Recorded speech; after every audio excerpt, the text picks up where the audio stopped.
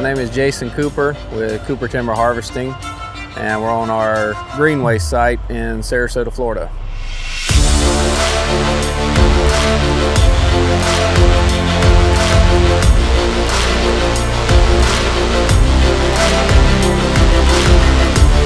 We process all incoming green waste. We clean it, grind it, and stack it for use on their regular trash hill. They use it for top cover. We're running a Morbark 6400. Differences in the Morbark grinder and other grinders we've run, our daily maintenance time is down probably half.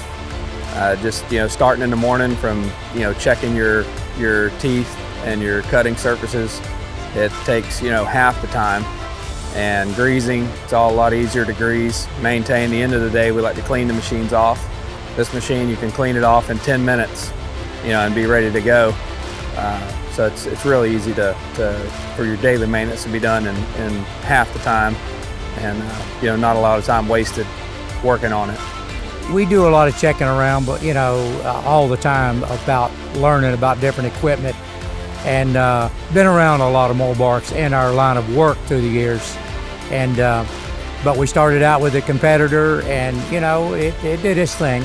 And then you're always looking for bigger, finer, faster, greater. So as I said, we look for more horsepower, and chose the Morbark and the new series, the 6400, which is done a great job.